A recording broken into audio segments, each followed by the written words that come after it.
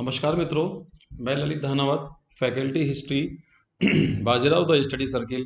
आप सभी का फिर एक बार स्वागत करता हूं मेरे YouTube channel GK with Lalit Dhanawat sir पर। और आज के हमारी परिचर्चा का जो टॉपिक है, मेवाड़ का इतिहास का हम लोग सिसोदिया वंश जो हम लोग पढ़ रहे हैं, उसके भाग 4 में एक बार फिर आपका स्वागत है मित्रों। भाग 1, 2, 3 हमारा जो है सिसोदिया वंश से संबंधित ही रहा है। और उसमें भाग 3 के अंदर मैं आपको एक बार बता देता हूँ, एक ब्रीफली हम लोग बात करते हैं उसमें 1 मिनट के लिए। और उसमें राणा सांगा जो रहे हैं उनके बारे में हम लोग बात कर चुके हैं।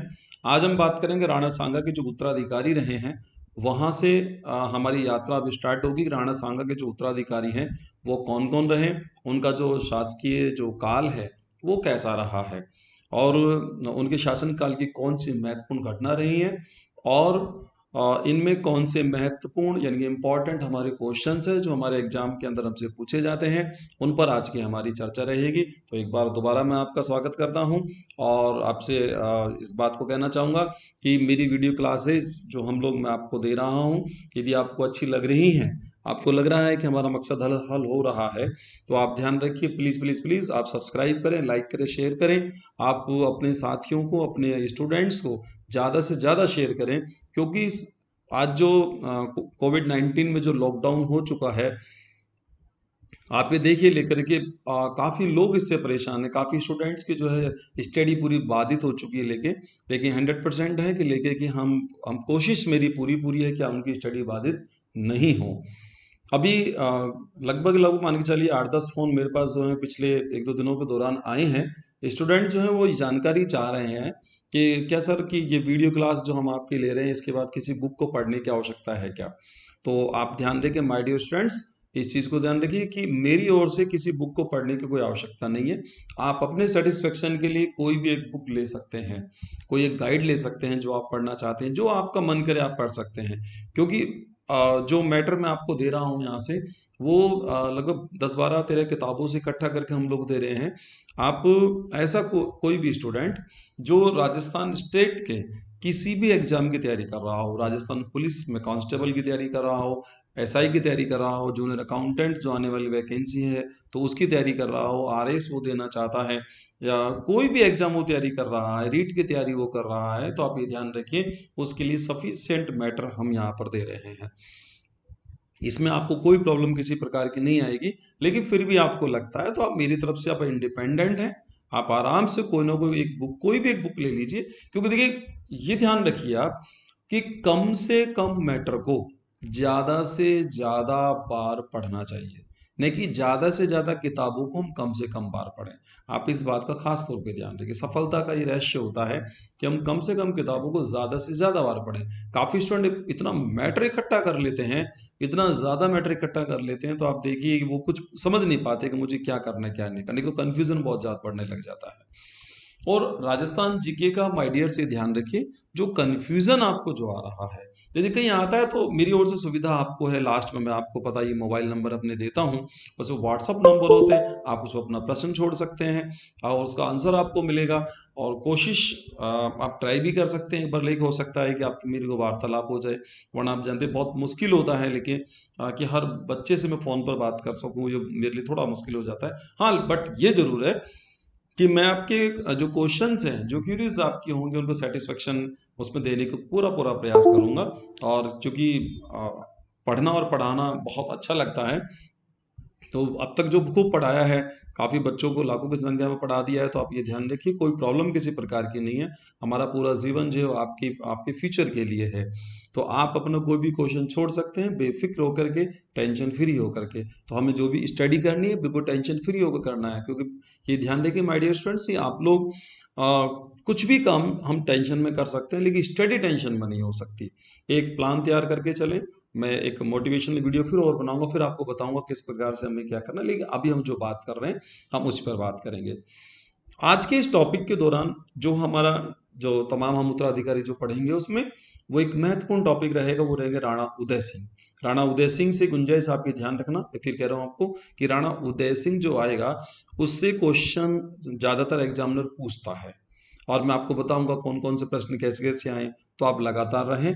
एक बार फिर तीसरे बार मैं आपका स्वागत कर रहा हूं और बहुत बहुत स्वागत है आपका। आप तैयारी करें और सिसोदिया वंश आज का भाग 4 हम स्टार्ट करते हैं। Let's start. आइए हम लोग आगे बात करते हैं। देखिए, आपकी राणा सांगा के जो संग्राम सिंह के नाम से हम जानते हैं, उनमें जो आपको पढ़ना है उनके उत्तराधिकारियों में, उसमें नाम पहले आता है भोजराज सिसोदिया। भोजराज सिसोदिया जो है, कहते हैं उनके 7 पुत्रों में सबसे बड़े पुत्र थे, सबसे छोटे जो थे उदय सिंह थे। तो भोजराज सिसोदिया को शासक बनने का मौका नहीं मिला था। भोजराज सिसोदिया जो हैं, ये वही हैं जिनका जन्म जो है 1495 ईस्वी में हुआ था और 1527 में जो खानवा का युद्ध हुआ था, उस खानवा के युद्ध के अंदर ये शहीद हो गए थे। इनका जो विवाह है वो मीराबाई से हुआ था। मीराबाई जो कृष्ण भक्त रही हैं, और हम जानते हैं मीराबाई का एक बड़ा नाम है। जब हम टॉपिक राजस्थान के कल्चर में, जब ये टॉपिक मैं आपको राजस्थान के लोक संत वाला टॉपिक मैं आपको कराऊंगा, तब मीराबाई के बारे में डिटेल में आपको बताऊंगा क्या है क्या नहीं है। तो मीराबाई के बारे में हम आगे पढ़ेंगे। तो मीराबाई के साथ इनका विवाह हुआ था और ये जो थे युद्ध में अंदर शहीद हो गए थे। तो भोजराज सिसोदिया जो थे उनके बड़े पुत्र, ज्येष्ठ पुत्र रहे थे। इनके माने कि सांगा के बाद जो शासक बना था वो बना था रतन सिंह सिसोदिया। रतन सिंह सिसोदिया 1528 ईस्वी में माइडी स्टूडेंट से शासक बना था और 1531 ईस्वी में इसकी हत्या कर दी थी। और वो कैसे हत्या हुई थी ये आपको ध्यान रखना है, ये आपको मैं बता रहा हूं कि इनकी हत्या कैसे हुई थी। रतन सिंह सिसोदिया का शासनकाल आप देख रहे हैं कि 1528 से 31 मात्र 3 साल का है। यहां क्या रहा है कि जयपुर के जो कछवाहा वंश का शासक जिसका नाम था पृथ्वीराज की पुत्री से रतन सिंह ने चोरी छुपे विवाह कर लिया था। ये विवाह की जो जानकारी है, पृथ्वीराज जो है उसकी पुत्री ने सबसे छिपा कर रखा था, किसी को जानकारी इसकी नहीं दी थी। ये आपको ध्यान रखिए। अब हुआ ये बात जो है, इधर जो पृथ्वीराज है उस पृथ्वीराज को भी इसकी जानकारी नहीं थी। तो पृथ्वीराज ने अपनी पुत्री का जो विवाह है वो बूंदी शासक सूरजमल से कर दिया था और इसकी जानकारी सूरजमल को उसकी पुत्री ने बिल्कुल नहीं दी, क्योंकि उसे लोकलाज का खतरा था। इस बात से उसने इसकी जानकारी नहीं दी। लेकिन जब इसकी जानकारी जो है, जब ये पता लगी लेकर के रतन सिंह को, तो रतन सिंह क्रोधित हुआ। रतन सिंह को बड़ा गुस्सा आया। सूरजमल जो है वो रतन सिंह का बहनोई भी लगा करता था, एक रिलेशन इनका ये भी था। रतन सिंह के दिमाग के अंदर बदला लेने की बात आई कि मैं सूरजमल से बदला लेना चाहता हूं, और इसका मौका उसे बहुत जल्दी मिल गया। और बहुत जल्दी क्या मिला कि दरअसल बूंदी में, आप ध्यान रखना, एक उत्सव मनाया गया जिसको बोलते हैं अहेरिया उत्सव। अहेरिया उत्सव, यहां पर इस समय क्या होता है, कुछ उत्सव के अंदर जो राजा जो रहा करते थे वो शिकार खेलने के लिए जाया करते थे। इसको इसलिए बसंत उत्सव, आखेट उत्सव के नाम से भी इसको जाना जाता है। अहेरिया उत्सव, बसंत उत्सव और आखेट उत्सव भी इसको बोलते हैं। माय डियर स्टूडेंट से ध्यान रखिए, जब उसमें बूंदी के जंगलों में ये शिकार पर गए तो वहां क्या था कि जो रतन सिंह है, उस रतन सिंह ने आक्रमण कर दिया था सूरजमल पर, और सूरजमल घायल हो गया था, घायल होकर घोड़े से वो गिर गया था। जब रतन सिंह ने उस पर आक्रमण किया तो रतन सिंह ने सोचा कि ये मर गया है, और जैसे वो पीठ मोड़ के वहां से चलने लगा तो कहते सूरजमल मरा नहीं था उस समय, और सूरजमल चीज को समझ गया और सूरजमल ने रतन सिंह की उसी समय शिकार के दौरान हत्या कर दी थी। इस प्रकार रतन सिंह जो कि राणा सांगा का जो पुत्र था, इसकी जो माता थी वो धनबाई थी, और धनबाई जो जोधपुर की राजकुमारी थी उसका ये पुत्र था। तो माँ धनबाई जो जोधपुर की राजकुमारी थी, पिता राणा सांगा जिसके हम उत्तराधिकारी हम बात कर ही रहे हैं इस समय, तो इसकी जो हत्या की वो सूरजमल ने की, और ये यहाँ से क्या होता है, समाप्त हो जाता है।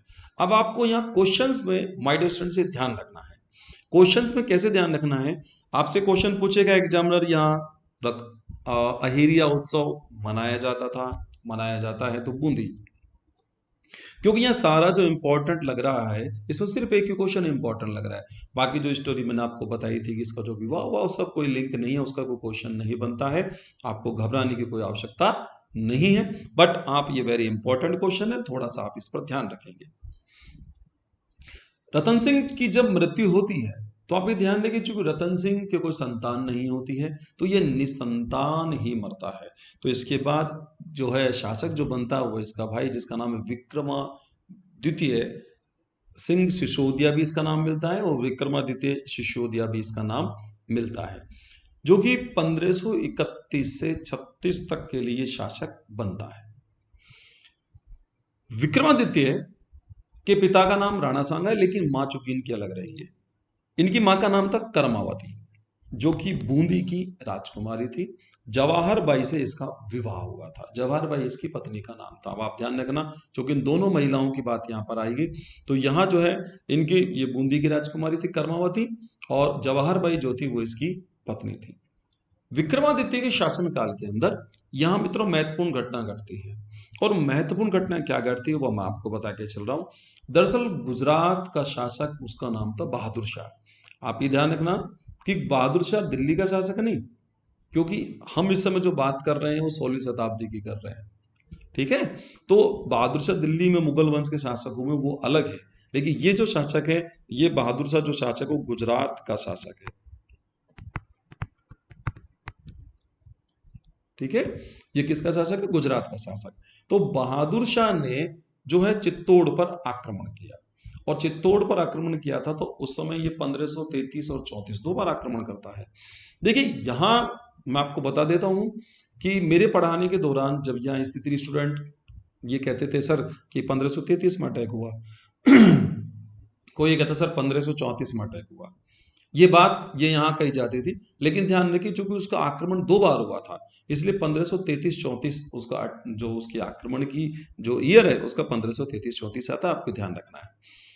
24 मार्च 1533 को जब चित्तौड़ पर जब आक्रमण किया, तो रानी जो कर्मावती थी, उस रानी कर्मावती ने संधि कर ली थी, और रानी कर्मावती ने संधि की, और संधि करके क्या हुआ, रणथंभौर दुर्ग और बहुत सा धन दे करके, काफी मात्रा में धन दे करके बहादुर शाह को रवाना कर दिया। अब आप ध्यान रखिए, बहादुर शाह को चूंकि एक हैबिट पड़ गई, बहादुर शाह को लगा भाई ये कमजोर शासक है, और रियलिटी में ये है, क्योंकि आप ध्यान रखिए विक्रमादित्य के अंदर किसी प्रकार का कोई शासकीय गुण नहीं थे। आप भी ध्यान रखिए, विक्रमादित्य को एक तरीके से आप विरासत में शासन मिल गया, ठीक है, लेकिन उसके अंदर किसी प्रकार के शासकीय गुण नहीं थे। तो ये क्या हुआ, उनको उनके यहाँ जैसे ही रणथंभौर दुर्ग और धन देकर इनको वापस किया, तो उसे इस बात को लगा नहीं यार ये कमजोर शासक, उस दोबारा अटैक किया।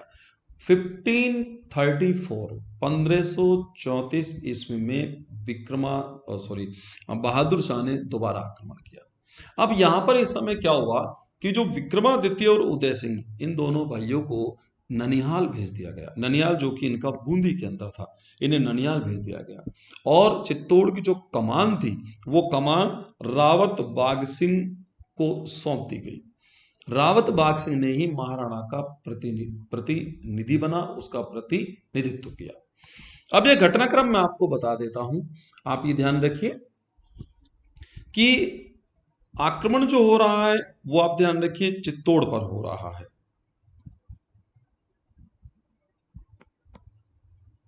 मैं थोड़ा सा आपको नक्शे समझाता हूं। आक्रमण जो हो रहा है वो चित्तौड़ से हो रहा है, और मित्रों आप ध्यान रखिए गुजरात का जो शासक है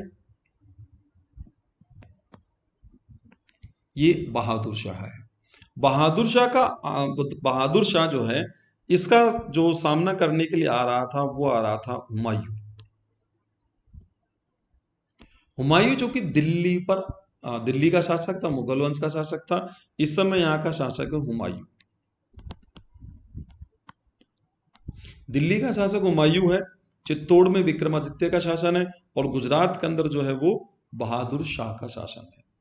जब इस घटनाक्रम का पता कर्मावती को लगा कि हुमायूं जो है बहादुर शाह का पीछा कर रहा है, तो कर्मावती ने हुमायूं से सहायता प्राप्त करने के लिए कहते हैं कि उसे राखी भेजी, और एक पत्र लिखा कि हम राजपूतों की आप सहायता करो।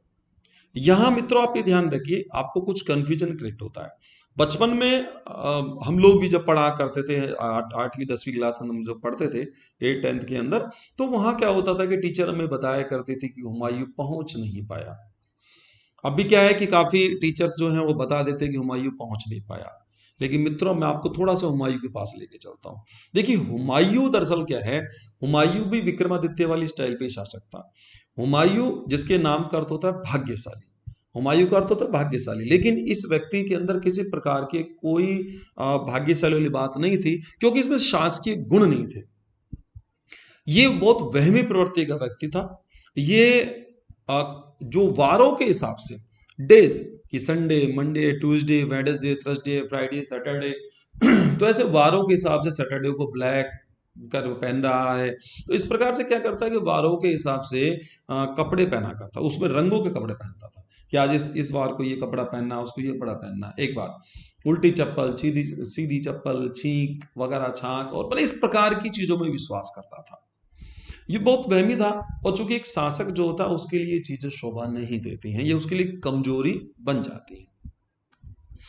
अब यहां क्या था कि जब बहादुर शाह को ये पता लगा कि हुमायूं पीछा कर रहा है मेरा, तो बहादुर शाह जो है, ये बहादुर शाह हुमायूं के पास एक पत्र भेजता है, और उस पत्र में जिहाद का वास्ता देता है। वो ये कहता है कि मेवाड़ के विरुद्ध जो मेरा आक्रमण है वो जिहाद है। जिहाद में आपको पिछले वीडियो में मैंने आपको बताया था, जिहाद होता है किसी धर्म के लिए धर्म के विरुद्ध, सॉरी, धर्म की रक्षा के लिए, इस्लाम धर्म की रक्षा के लिए किया जाने वाला युद्ध, वो जिहाद होता है। जब इसके पास ये बात पत्र पहुंचता है तो हुमायूं जो कट्टरपंथियों के दबाव में आ जाता है, और कहते हैं सहारनपुर नामक जो जगह है वो वहीं पर रुक जाता है, वो पहुंचता नहीं है। लेकिन जब ये जो है बहादुर शाह चित्तौड़ पर आक्रमण करता है और चित्तौड़ को लूट लेता है, तो उस स्थिति में यहां पर क्या होता है कि रानी जो कर्मावती है वह, और जो विक्रमादित्य से जा चुका होता है, विक्रमादित्य उदय सिंह से निकल जाते हैं, तो कर्मावती और उनकी जो विक्रमादित्य की पत्नी थी जवाहर बाई, जवाहर बाई ने बहादुर शाह की सेना का सामना किया। और कहते हैं कि बकायदा जो मेन गेट है उस गेट के ऊपर इन्होंने कड़ाहों के अंदर, बड़े बड़े कड़ाहों में तेल गर्म करवाया, और जब ये ज्यादा दिक्कत इनको आई तो उन्होंने गेट खोला और बकायदा लेकर के इन्होंने ऊपर से गरम गरम तेल उन सैनिकों को ऊपर डाला। ऐसे बहुत वीरता के साथ ये वीरांगना बड़ी बहादुरी के साथ उस बहादुर शाह की सेना का सामना उन्होंने किया था। लेकिन इत्तेफाक ये है कि वो सेना काफी काफी स्थिति ये बनी कि लेकिन सेना ज्यादा सामना नहीं कर पाई, और 5 मार्च 1535 के दिन की घटना रही है। रानी कर्मावती और जवाहर बाई, इन दोनों ने लगभग 13,000 राजपूत महिलाओं के साथ जौहर कर लिया। ये जो जौहर है ये चित्तौड़ दुर्ग का, या कह सकते हैं मेवाड़ का दूसरा शाखा माना जाता है। आपको ये ध्यान रखना है। अभी तीसरा भी होगा, हम बाद में देखेंगे, ठीक है। तो पहला हो चुका है, ये दूसरा हो चुका है, रानी पद्मिनी का हो चुका पहला, दूसरा जो हो चुका है ये कर्मावती जो जवाहर बाई का हो चुका है। रावत बाग सिंह और राणा सज्जा सिंह, इन दोनों वीर योद्धाओं के नेतृत्व में राजपूतों ने केसरिया किया था। अब यहां क्या हुआ कि जो बहादुर शाह ने, कहते हैं, मारकाट जबरदस्त मंगाई। अब आप सोचिए 13,000 जो है राजपूत महिलाएं जौहर कर रही हैं, पूरे किले में चित्कार मच गया था एकदम, लेके आप ये मानिए कि हाहाकार मच जाता था। हर 6-6 फीट पर चिताएं जल रही होती थी। इस प्रकार की कोई हमारे राजपूत वीरांगनाएं जो रही हैं, हमारा मन उन्हें प्रणाम करने को करता है, लेकर के उन्होंने अपनी आबरू बचाने के लिए बकायदा अपने आप को सौंपना उचित नहीं समझा। उन्होंने अपने आप को आग में स्वाहा कर लिया करती थी, अपना आत्म बलिदान, पूरा बलिदान वो दे दिया करती थी। आज हम 500 सालों बाद भी उन वीरांगनाओं को हमारा मन प्रणाम करता है। आज हमारे जो विद्यार्थी हैं उनके लिए हमारे राजस्थान के इतिहास का जो जौहर का जो गौरव है, वो गौरव हमें बकायदा हमारी प्रेरणा देता है हमें जीने की, कि किस प्रकार से वो संघर्ष उस समय रहा, और राजपूती आन बान शान का क्या क्या उदाहरण हमारे रहे हैं, जो एक बड़े वीरता। क्योंकि राजस्थान आप मानिए लेकर के जिसको थर्मोपोली की संघ कर्नल जेम्स टोड, और बड़े विदेशी आप मान के चलो कि बड़ा प्रणाम इसकी यहाँ की मिट्टी को प्रणाम करते हैं। यहाँ के बारे में बहुत कुछ विदेशी लेखकों के द्वारा लिखा गया है। यहाँ के लोहे को अंग्रेजों तक ने माना है। ये स्थिति रही है। अलग बात है कि ओपन रूप से इस बात को नहीं कहते थे, क्योंकि अगर यदि कहा जाए तो बड़े मकसद में हल नहीं होते थे, लेकिन बड़ी वीर गाथाएं जो हमारे राजस्थान की यहाँ पर रही है। क्योंकि मैंने पहले वीडियो में बताया, फिर मैं आपको बता रहा हूं हमारे राजस्थान में माय डियर स्टूडेंट्स एक परंपरा है। और परंपरा क्या है वो, कि बच्चा जब पुत्र जब जन्म होता है तो उसके सिराने तलवार रखी जाती है। अब काफी बच्चे तो यहाँ पूछ रहा हूँ मुझे क्लास के अंदर तो बोल देते हैं कि भाई, मैंने पूछा बताओ तलवार क्यों रखते हैं, वो कहते हैं नहीं सर ऐसा है, कोई जो भूत प्रेत का साया जो होता है उससे बचा जो बच्चा बचता है। अरे भाई, ये राजस्थान की धरती है, भूत प्रेतों के साये की धरती नहीं है ये राजस्थान की धरती है। तो यहाँ पर जैसे ही बच्चा होश में आए, उसके बच्चे का हाथ तलवार पे पड़े तो आप ध्यान रखिए वो बाकायदा योद्धा बनता है और वो देखता है तलवार से खेलना सीखता है लेके। इस प्रकार आज जो आप मानिए कि 13-13, 14-14, 15-15 साल के बच्चे हमारे जो आइसक्रीम खा रहे होते हैं, वो उस समय शासक बन जाया करते थे। इस प्रकार की स्थिति 5-5, 6, 7-7, 8-8 साल की उम्र में वो शासक बनते थे। और सोचिए 11 साल का, 10 साल का बच्चा किस प्रकार आदेश दिया करता था। ये हमारी राजपूती आन बान शान रही है। निश्चित रूप से ध्यान रखिए कि राजपूतों के सिर भी यदि कट जाते थे तो उनके धड़ जो है वो युद्ध कर रहा मतलब करते थे। ये कोई घटना कोई काल्पनिक नहीं है, ये बड़ी विशाल और एक मानिए एक सत्य घटनाएं रही है। आगे हम पढ़ेंगे लेकर के कि स्थितियां कैसे हैं क्या हैं, उनके और बात हम लोग करेंगे। तो आप ये ध्यान रखिए। तो अब मैं बात कर रहा हूँ वापस आके, क्योंकि बहुत लंबा चौड़ा इतिहास हम लोग बना बहुत हमारे टॉपिक को छोड़ जाएंगे बाती बातों के अंदर। तो आप ये ध्यान रखिए 1536 के में कहते हैं कि हुमायूं, चूंकि हुमायूं को तो आना ही था, तो हुमायूं मेवाड़ की ओर आया। और जब मेवाड़ की ओर आया तो बहादुर शाह वहां से भाग गया था। और जब बहादुर शाह वहां से भाग गया तो कहते समुद्र के रास्ते से बहादुर शाह भागा था, और कहते उसकी नाव उलट जाने के कारण समुद्र में डूब जाने से बहादुर शाह की मृत्यु हो जाती, कुछ ऐसा बताते हैं। बाकी ऐसा कहते हैं कि भारतीय इतिहास की किताबों को उठाएंगे तो चीजें घटना असत्य होती है। लेकिन फिलहाल हमें यहाँ बहादुर शाह की बात नहीं करनी है, क्योंकि जब इंडियन हिस्ट्री की मैं क्लासेस जब मैं लूंगा तब मैं आपको डिटेल उसकी वहां पर लेके चलूंगा कि क्या कारण रहा है क्या नहीं रहा है। ठीक है। तो इसमें क्या है कि जो कहते हैं यहाँ से हुमायूं आया, तो अब यहीं से एक तरीके से आप मान के चलिए कि मुगल और मेवाड़ में एक वैमनस्य सा आ जाता है। क्योंकि राजपूतों ने जब सहायता मुगलों से मांगी तो उन्होंने उनकी सहायता नहीं की, हुमायूं सहायता के लिए नहीं पहुंचा था। मैं इस बात को बिल्कुल बोलता हूँ, हुमायूं सहायता के लिए नहीं पहुंचा था। ये अलग बात है कि कुछ मुस्लिम इतिहासकारों ने या किसी ने लिख दिया कि हुमायूं पहुंच नहीं पाया था, हुमायूं ने कोशिश की थी, एक सपोर्ट कर दिया है, बट इट्स टोटली रॉन्ग। ऐसा नहीं है कि वो गया ही नहीं था। अब यह देखिए लेकर के जब यहाँ से हुमायूं जब चला गया तो जब वो भाग गया तो 8 मार्च 1536 को विक्रमादित्य का चित्तौड़गढ़ पर पुनः अधिकार हो जाता है और विक्रमादित्य वहां का दोबारा शासक बन जाता है। आप ये ध्यान रखिए। अब यह क्या है 1536 में बनवीर जो है वो विक्रमादित्य की हत्या कर देता है। अब मैं आपको बता रहा हूं कि बनवीर कौन था, यहां आपको खासकर ध्यान रखिए। पिछली वीडियो में मैंने आपसे कहा था बनवीर के बारे में बात करेंगे, बनवीर कौन था क्या नहीं था। तो 1536 में बनवीर जो है वो हत्या कर देता है विक्रमादित्य की। आपको सिर्फ ये ध्यान रखना, बनवीर सिसोदिया वंश का शासक नहीं है, सिसोदिया नहीं है। वो दरअसल पृथ्वीराज जो राणा सांगा का भाई था, जिसे उड़ना पृथ्वीराज के नाम से हम जानते हैं, वो और एक दासी थी पुतल देव। पृथ्वीराज सिसोदिया और एक दासी पुतल देव, जो कि उनका आपस में संबंध था। तो जिससे क्या हुआ कि ये इन दोनों की संतान रहा है बनवीर। तो बनवीर की मां का नाम था पुतल देव और पिता का नाम था पृथ्वीराज सिसोदिया, अवैध संतान थे। क्योंकि जब दासियों से संबंध जब रखा करते थे ये, तो अब ध्यान है कि दासियों के द्वारा उत्पन्न जो संतानें हुआ करती, जो शासकों की संतानें होती थी, इन्हें मान सम्मान पूरा नहीं मिलता था समाज के अंदर, क्योंकि अवैध संतानें मानी जाती थी। तो ये एक मानिए आपकी एक तरीके से वो दंश जो बनवीर वो काफी झेल रहा था, उसे लगा तो उसने विक्रमादित्य की हत्या कर दी। अब यहां पर क्या रहा, आप ध्यान रखिए कि विक्रमादित्य की हत्या कर दी, लेकिन जब ये उदय सिंह की हत्या भी करना चाह रहा था, उदय सिंह को भी मारना चाह रहा था, लेकिन उदय सिंह को मार नहीं पाया। उसके लिए जो ढाल बनी वो ढाल बनी थी धाय मां पन्ना धाय। आप ये ध्यान रखिए, पन्ना धाय जो है वो उनका जो जन्म है वो माता जी की पंडोली गांव पड़ता है, वहां हुआ था। इनके पिता का जो नाम था वो हरचंद सांकला था और सूरजमल चौहान जो है वो इनके पति का नाम था। दरअसल मेवाड़ राज्य में धायमा रखने की परंपरा रही है, और ये धायमा जो हुआ करती थी ये राजकुमारों को दूध पिलाने का काम करती थी। इसके पीछे लॉजिक क्या है, देखिए धायमा जो होती है मित्रों, ये अपनी राष्ट्रभक्ति, स्वामी भक्ति के लिए जानी जाती थी। जिस बच्चे की रगों में वो दूध जो जाएगा वो एक राष्ट्रभक्त माँ का जाएगा, जो एक ऐसी माँ का जाएगा जो अपने राष्ट्र के लिए प्राणों को न्यौछावर करने वाली हो।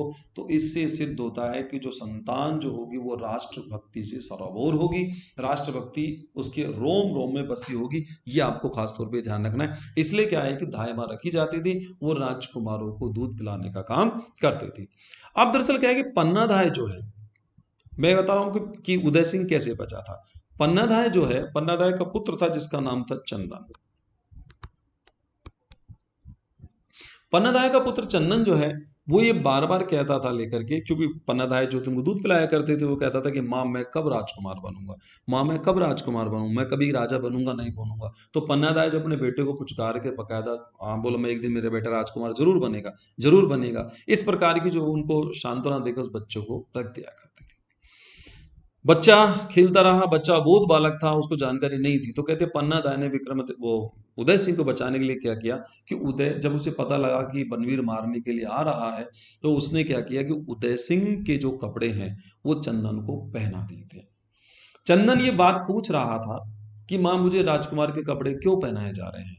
तो देखिए मित्रों कि बकायदा राज जब एक माँ जो है अपने कलेजे पर पत्थर रख करके उसे किस प्रकार का जवाब देती है, वो ये कहती है कि बेटा ऐसा है कि तू बोलता था ना रोज रोज कि मैं राजकुमार बनना चाहता हूँ, मैं कब राजा बनूंगा, आज मैं मेरे बेटे को राजकुमार बनाऊंगी। आज मेरा बेटा राजकुमार बनेगा, बकायदा राजकुमार के पलंग पर सोएगा। आज मेरा बेटा देख एक शासक बनने की स्थिति में आएगा। इस प्रकार की जो थी वो बात, वो बड़ी मार्मिक बात, पन्नाधाय अपने आंसुओं को अंदर छिपा करके अपने कलेजे पर पत्थर रख करके मित्रों वो ये सारा काम कर रही थी। पन्नाधाय जानती थी अब क्या होने वाला है, लेकिन चंदन नहीं जानता था कि मेरे साथ क्या घटने वाला है। और पन्नाधाय चंदन को उदय सिंह के पलंग पर सुला देती है और उसका चेहरा ढक देती है। बनवीर जो होता है वो गुस्से में एकदम लाल, एकदम बहुत क्रोधित अवस्था के अंदर आता है। और पन्नाधाय जो होती है बकायदा जब वो पन्नाधाय से पूछता है, वो ये कहता है लेकर के कि उदय सिंह कहाँ है, तो पन्नाधाय बिना कुछ बोले अपने हाथ से पलंग की ओर इशारा कर देती है। और बनवीर क्रोधित अवस्था में वो सीधी तलवार चला देता है, वो चादर हटाता भी नहीं है और वो उस तलवार से गर्दन कट जाती है लेके चंदन की। और आप हम कल्पना कर सकते हैं, आप ध्यान रखिए उस समय उस माँ के कलेजे पर क्या बीती होगी जब ये बात, जब वो घटना, जब अपने पुत्र का बलिदान उस माँ ने अपनी आंखों के सामने दिया होगा। तो माय डियर स्टूडेंट्स आप ये ध्यान रखिए, इसीलिए आज पन्नाधाय को हम इतिहास में जो है राष्ट्रभक्ति और स्वामी भक्ति के लिए जाना जाना जाता है। उसे बड़े अपने त्याग के लिए नहीं हम पन्नाधाय की पूजा की जाती है। और पन्नाधाय का इतना सम्मान हमारे राजस्थान के इतिहास में स्वर्ण अक्षरों के अंदर लिखा हुआ है। ये ध्यान रखिए जैसे धाय माँ की बात होती है, हमारे यहाँ कुछ व्यक्तित्व राजस्थान में ऐसे रहे हैं कि जिनके बारे में जैसी बात होगी तो आप ध्यान रखिए फिल्म उभर करके आती है, स्मृति पटल पे वही नाम आता है। जैसा आप बोलते हैं कि राजस्थान, तो कहीं भी आप बोलेंगे राजस्थान, ओ या महाराणा प्रताप। महाराणा प्रताप का हम लोग आगे इतिहास देखेंगे, जस्ट इन टॉपिक के बाद हमारा महाराणा प्रताप क्लास है कि बहुत जबरदस्त काम ले रहे हैं। लेकिन महाराणा प्रताप जो रहे हैं वो उस समय एक ही काम उनका ऐसा करके, जिस समय पूरे राजपूताना के जो एक तरीके से मानी जो शासक हैं, वो शासक मुगल अधीनता स्वीकार कर रहे हैं। राणा प्रताप ने अकबर से कह दिया था कि यदि मुगलों ने मेवाड़ की धरा पर कदम रखा तो मैं मुगलों की टांगे काट दूंगा। ये बात उस महाराणा प्रताप की रही है। तो आप ये ध्यान रखिए, क्योंकि उस दौर में जो उन्होंने काम किया, अब जैसे धाय माँ की बात आती है तो पन्ना धाय स्मृति पटल पर आ जाती है। ये हमारे राजस्थान का इतिहास है, ये हमारे राजस्थान की स्थितियां हैं। तो व्यक्तित्व जो होते बहुत उभर करके आते हैं, क्योंकि इस दुनिया में ध्यान रखिए मित्रों त्याग ही पूजा गया है। जिसने जितना ज्यादा त्याग किया है उसको उतना ही ज्यादा पूजा गया है, उसका उतना ही नाम रहा है हमारे इतिहास में। तो पन्नाधाय क्या करती है, लेकर के अपने पुत्र चंदन का बलिदान दे देती है। अब ये विक्रम जो उदय सिंह था, अब उदय सिंह को पन्नाधाय वहां से निकालती है। निकालती कैसे है, दरअसल वहां एक शब्द आता है बारी। अब आप ये ध्यान रखिए, जीके में आपका एक क्वेश्चन हो सकता है कि बारी का अर्थ क्या है। तो बारी का अर्थ होता है नाई, जो बर्तन उठाने का काम वहां किया करता था। तो बारी का अर्थ है नाई, जो भोजन के जो झूठे बर्तन होते थे उन झूठे बर्तनों को उठाने का कार्य मित्रों वो किया करता था। तो वो क्या करती, फलों का टोकरा लेती है, उसके अंदर उदय सिंह को बैठा देती है और उस पर पत्ते वगैरह जो ढक करके उसको वहां से बाहर निकलवा देती है। और जब वो वहां से बाहर निकल आता है तो कहते हैं कि भाई तुम उसको बाहर ले जाओ। और जब वहां से जब उसके पुत्र चंदन की हत्या हो जाती है बनीर के द्वारा, तो पन्ना राय चुपचाप अपने पुत्र चंदन का अंतिम संस्कार करने के बाद वो आकर के उस बारी से बेड़च नदी के पास आकर के वहां से मिलती है और उसके साथ लेकर के उसको कुंभलगढ़ ले आती है। कुंभलगढ़ जो आज वर्तमान में राजसमंद जिले के अंदर है। उदय सिंह को कुंभलगढ़ लेकर के आ जाती है और कुंभलगढ़ ला करके वो किलेदार होता है जिसका नाम होता है आशा शाह। उसका नाम आशा देवपुरा भी हमें मिलता है। आशा देवपुरा या आशा शाह जो है, वहां वो आकर के सारा वृत्तांत वो सुनाती है और वो उन्हें शरण देता है। और जब वो उनको शरण देता है लेकर के, तो वो जो है तो उदय सिंह का पालन पोषण जो था कुंभलगढ़ के अंदर होता है। मित्रों ये घटनाक्रम अब ध्यान रखिए। अब हम जो यात्रा कर रहे हैं, अब हम आ रहे हैं राणा उदय सिंह पर, कि राणा उदय सिंह शासक कैसे बना। राणा उदय सिंह को आप ध्यान रखिए कि उदय सिंह के पास जो गद्दी आती है, यानी कि जो मेवाड़ का जो पूरा क्षेत्र है, वो पूरा का पूरा क्षेत्र 1540 में पूरा कवर होता है उसके पास। 1540 में पूरा का पूरा मेवाड़ कवर होता है, लेकिन 1537 में मेवाड़ सरदारों के द्वारा मेवाड़ सरदारों के द्वारा उदय सिंह का राज्याभिषेक कर दिया जाता है कुंभलगढ़ दुर्ग में, यानी कुंभलगढ़ के अंदर उसका राज्याभिषेक हो जाता है। अभी घटनाक्रम मैं आपको बता रहा हूं कि जो राणा उदय सिंह जो है, जब कुंभलगढ़ में जब आया आशा देवपुरा के पास, तो कहते हैं कि उसे उसमें छिपा के रखा गया। उसने कहा कि मेरा भतीजा है, लेकिन वो धीरे धीरे जैसे जैसे बड़ा हो रहा था, तो चूंकि जो व्यक्तित्व होता है, जो शाही जो व्यक्तित्व होता है, वो तो नजर आता ही है। तो राणा उदय सिंह को देख करके विश्वास नहीं होता था कि यार ये इसका भतीजा हो सकता है। यह शक पैदा होने लगा, बड़ा मुश्किल था। तो लेकिन बाद में जाकर के क्या हुआ कि उन्होंने मेवाड़ी जो सरदार थे उन सरदारों को बुलाया और बुला करके सारा वृत्तांत बताया, इस पूरी जो सत्यता उसकी जानकारी दी। लेकिन अब प्रॉब्लम यहां पर यह थी कि कुछ लोग मानते थे, कुछ उसमें नहीं मानते थे। बड़ी दिक्कत यहां सामने आ रही थी, भाई ये राजपूत है या नहीं, अब कैसे माना जाए। तो यहां पर यह ध्यान रखिए, दरअसल सिरोही का सोनगरा शासक था जिसका नाम था सिरोही का जो सोनगरा सरदार है, सॉरी माफ कीजिएगा, सिरोही का जो सोनगरा सरदार है, उसने बकायदा इस बात को कहा कि भाई ये राजकुमार जो उदय सिंह है और मेवाड़ का ये राजकुमार है। लेकिन बात कुछ भी नहीं माना गया, तो वहां से बड़ा विचित्र हुआ। तो उसने क्या किया कि बकायदा उदय सिंह के साथ एक थाल में भोजन किया। जब उसने उदय सिंह के साथ एक थाल में भोजन किया और अपनी पुत्री जयवंता, जिसका नाम था जयवंता बाई, उसका विवाह जो है उसने उदय सिंह के साथ किया, तब मेवाड़ी सरदारों को विश्वास हुआ कि ये राजकुमार जो है ये राजपूत है।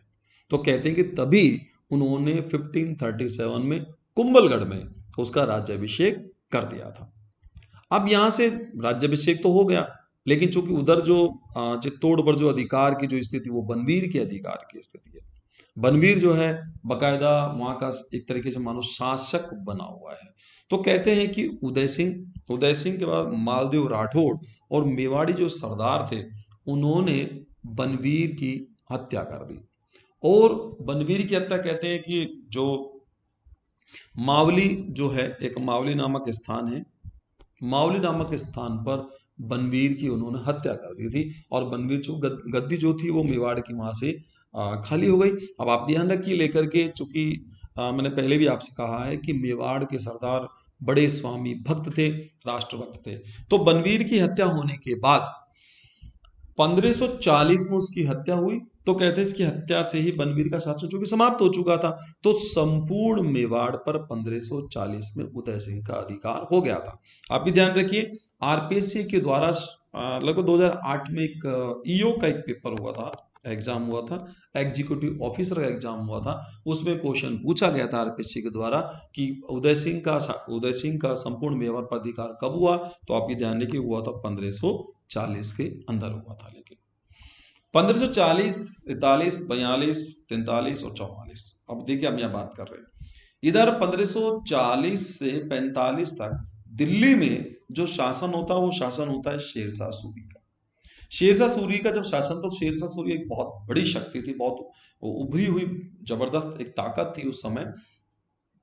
तो कहते हैं कि शेरशाह सूरी की शेरशाह सूरी की अधीनता उदय सिंह को उस समय स्वीकार करनी पड़ी, और उदय सिंह ने चित्तौड़ दुर्ग की चाबियां जो थी वो शेरशाह सूरी को सौंप दी। उस समय उदय सिंह को ये ठीक लगा, क्योंकि ध्यान रखिए कई बार ऐसा होता है कि हमें जबरदस्त वार करने के लिए, एक ताकतवर वार करने के लिए 2 कदम पीछे हटना पड़ता है। जैसे शेर की क्वालिटी होती है, शेर जब पीछे पैर करता है तो आप ये ध्यान रखो वो डर की वजह से नहीं कर रहा है, वो भरपूर ताकत से वार करने के लिए वो पीछे हटता है। तो 1544 में उदय सिंह ने, ध्यान रखना, शेरशाह सूरी के अधीनता को स्वीकार किया। शेरशाह सूरी ने जो शम्स खां था, इस शम्स खां को चित्तौड़ का अधिकारी नियुक्त कर दिया था, चित्तौड़ दुर्ग इसको सौंप दिया था उस समय। अब आपको ध्यान रखना यहां से कि जो अफगान अधीनता है, यानी कि अफगानों की अधीनता स्वीकार करने वाला पहला जो मेवाड़ी शासक था वो शासक उदय सिंह था। तो उदय सिंह ने सबसे पहले मेवाड़ी अधीनता को स्वीकार उसने किया। 1559 में गिरवा प्रदेश के अंदर उदयपुर नगर की स्थापना की गई। आप ध्यान रखिए, इंपॉर्टेंट क्वेश्चन है। 1559 के अंदर गिरवा प्रदेश, उदयपुर का जो क्षेत्र वो गिरवा प्रदेश कहलाता है, तो वो गिरवा प्रदेश जो था उसमें उदयपुर नगर की स्थापना उदय सिंह ने की, और वहीं उसी उदयपुर को उन्होंने मेवाड़ की राजधानी बनाया। यहाँ एक उदयसागर झील का निर्माण भी इसने करवाया था। उदय सिंह का, अब हम लोग राजनीतिक जो संघर्ष है हम उसकी बात कर रहे हैं, उस स्ट्रगल को लेकर बात है, पॉलिटिकल स्ट्रगल उसका क्या रहा। दरअसल हाजी खां, और हाजी खां का जो साथ दिया वो मालदेव ने दिया। तो हाजी खां जो है इसके और उदय सिंह, इन दोनों के बीच 1557 के अंदर, ये ध्यान रखना कि उदयपुर नगर की स्थापना उस समय होती नहीं, उससे पहले की बात है, 2 साल पहले की बात है ये। 1557 में हरमाड़ा नामक स्थान पर युद्ध होता है, जिसे हरमाड़ा का युद्ध कहा जाता है। इस युद्ध में हाजी खां मालदेव की सहायता से विजित हो जाता है, इसको जीत जाता है। उदय सिंह जो है ये राजमहलों का निर्माण कराता है, जो पिछोला झील के किनारे स्थित है। राजमहल को हम राजस्थान का विंडसर के नाम से इसको हम जानते हैं, आप ये ध्यान रखेंगे। यहां अब आपको देखिए 1545 के अंदर शेरशाह सूरी की मृत्यु हो जाती है। 1545 से और 55 तक शेरशाह सूरी के उत्तराधिकारियों का अधिकार दिल्ली में रहता है। 1555 में हुमायूं दोबारा दिल्ली का शासक बन जाता है, और हुमायूं के बाद जो 1556 में जो शासक बनता है वो बनता है अकबर। अकबर यहां का शासक बनता है। अकबर जो है अपना साम्राज्य विस्तार कर रहा था। अकबर ड्वेल सिस्टम में चलता था, ड्वेल पॉलिसी अकबर की रहा करती थी। अकबर ने बकायदा एक अपनी ताकत जमाने के लिए उसने जितने राजपूत यहाँ थे, ऐसे राजपूत जो शासक जो अकबर की अधीनता स्वीकार नहीं कर रहे थे, उसकी बात को नहीं मान रहे थे, उनको अकबर साफ कर दिया करता था, यानी कि खत्म कर दिया करता था। और ये ऐसे राजपूत शासक, इसने राजपूत शासकों को अपने अधीन किया और अपनी अधीनता में उनको शासन कराया करता था।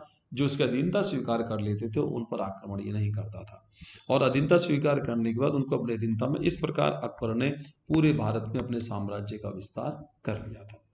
अकबर एक अनपढ़ शासक था, लेकिन राजनीतिक बुद्धि इसकी बहुत तेज थी। इसी में क्या हुआ कि दरअसल यहां आप देखेंगे लेकर के कि अकबर ने नागौर पर आक्रमण किया, और अकबर ने नागौर पर आक्रमण जब किया तो वहां का जो किलेदार था, उस किलेदार का नाम था जयमल राठौर। वो वहां किलेदारी कर रहा था, तो वो परास्त हो गया, और परास्त होकर के कहते हैं कि लेके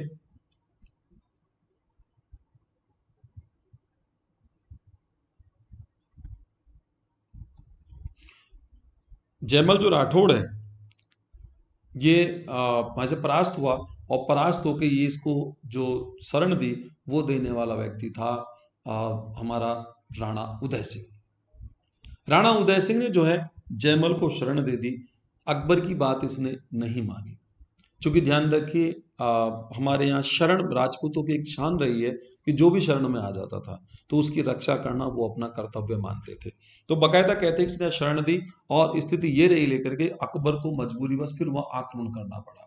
अकबर ने 1567 और 68 में आक्रमण यहाँ पर किया। अकबर ने 23 अक्टूबर 1567 को चित्तौड़ पर आक्रमण किया, और उसका कारण जो था मैं आपको बता चुका हूं, उदय सिंह द्वारा जयमल को शरण देना। और चित्तौड़ पर 25 फरवरी 1568 को अकबर का अधिकार हो गया था। अब यहां पर क्या रहा था दरअसल लेकर के, ये जो आक्रमण था ये बड़ा जबरदस्त आक्रमण था अकबर का, जो कि इतिहास प्रसिद्ध रहा। इस समय जब जौहर हुआ था तो बहुत ये मानिए सबसे प्रसिद्ध जौहर जो है इस समय का यहाँ का माना जाता है। यहाँ घटनाक्रम मैं आपको बताता हूँ कि उदय सिंह के जो सेनापति थे जिनका नाम था जयमल और फत्ता राठौड़, चित्तौड़ किले का जो भार है वो इनके पास था। कहते हैं कि जयमल जो है वो एक रात चित्तौड़ जो दुर्ग है उस दुर्ग की जो चारों ओर जो दीवार थी उस दीवार पर बकायदा चल रहा था, और सॉरी घोड़ों से बकायदा वो सर्वे वहां का कर रहा था, क्योंकि उन्हें एक तरीके से जो गश्त होती है इस प्रकार की वो एक तरह वो कर रहा था। अकबर ने यहाँ पर क्या है एक गलत काम किया था, और वो जो कि इतिहास विरुद्ध है, नियम के विरुद्ध रहा है। लेकिन इतिहास के अंदर अकबर की आलोचना यहाँ पर की गई है।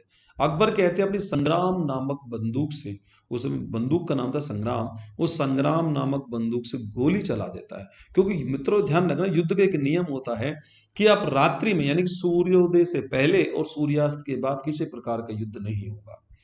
तो इसने क्या किया बकायदा कि लेके जब गोली जब चलाई तो उससे जयमल के पैर के अंदर वो गोली लग गई थी, जयमल घायल हो गया था। सेकंड डे जब युद्ध जब चल रहा था तो उस युद्ध में बकायदा कहते हैं घमासान जबरदस्त मचा हुआ था। जयमल और फत्ता राठौड़ युद्ध कर रहे थे। अकबर जो है इस बात को लेकर बड़ा परेशान था कि किले पर जीत नहीं हो पा रही है, दिक्कत कहाँ है, क्या है वो समझ नहीं पा रहा है। ये कौन शूरवीर हैं जो जो युद्ध कर रहे हैं घायल अवस्था में भी। या एक घटनाक्रम मैं आपको बता देता हूं कि जयमल जो राठौड़ है चूंकि जो घायल हो चुका था, तो हमारे यहाँ पर जिन्हें हम राजस्थान के लोक देवता के रूप में भी जानते हैं, और जो मीराबाई के भतीजे थे उनका नाम था वीर कल्ला जी।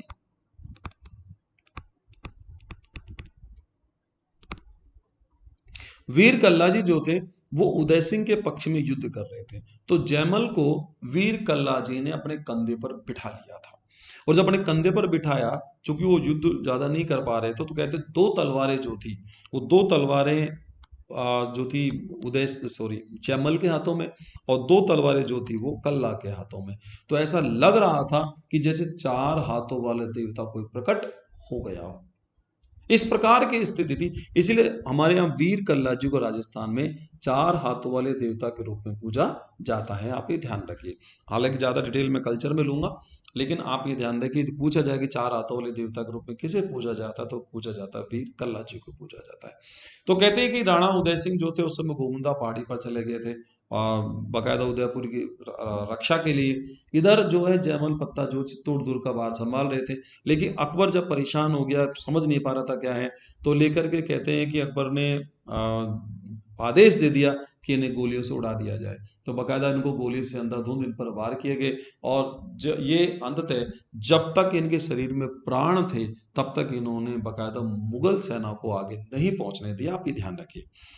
अब यह क्या रहा कि अकबर ने कहते हैं कि एक मोहर नगरी का निर्माण करवाया। दरअसल मोहर नगरी क्या है कि मिट्टी का टीला था।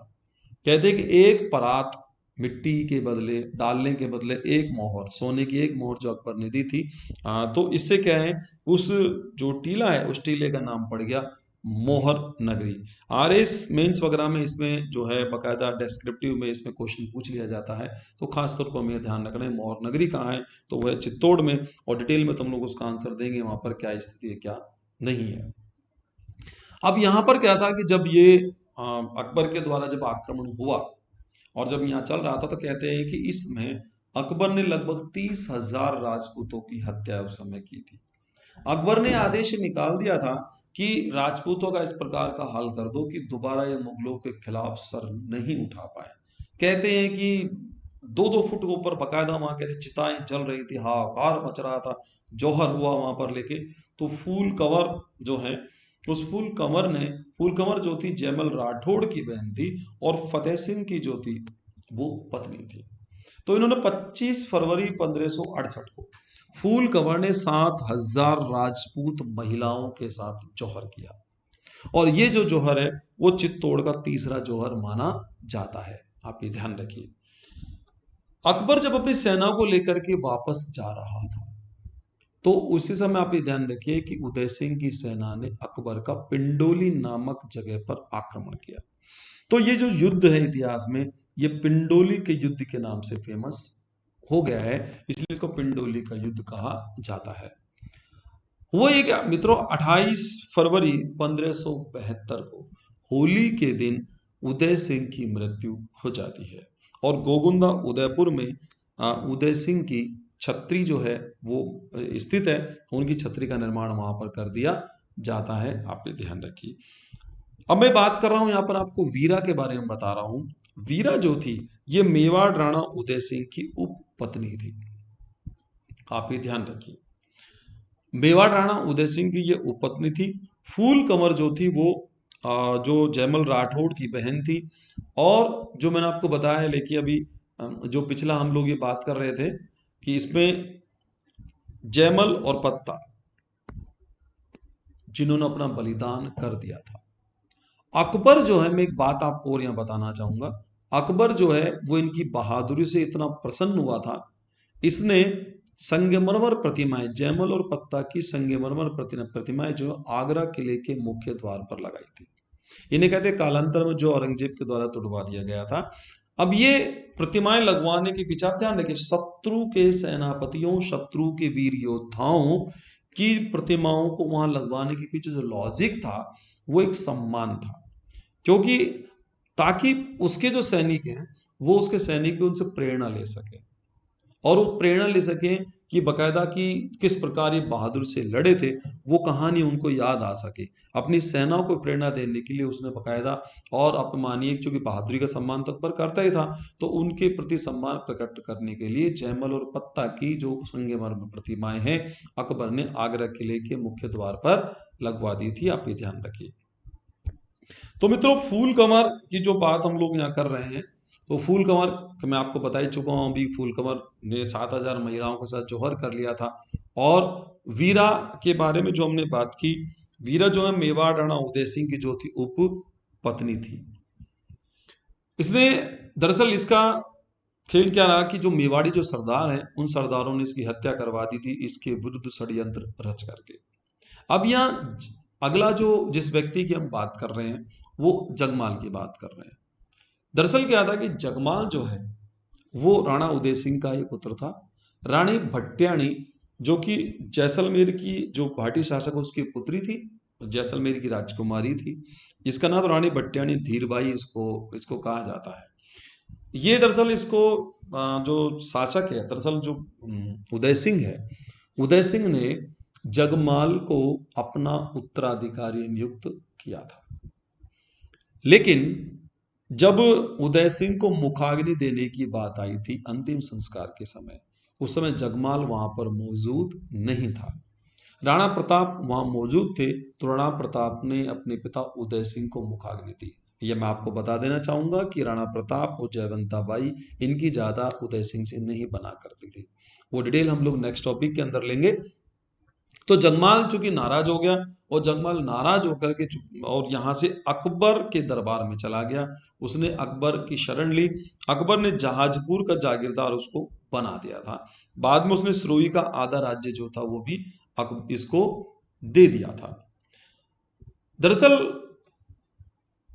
जगमाल का जो सुल्तान है, सुल्तान के साथ युद्ध हुआ था, और वो युद्ध हुआ था दतानी नामक स्थान पर, जो 1583 में हुआ था। आप भी ध्यान रखिए, प्रश्न हमारा होता है कि दतानी का युद्ध कब हुआ? 1583 में हुआ और सुल्तान और जगमाल के मध्य हुआ, और इसी युद्ध के अंदर जो है जगमाल मारा गया था।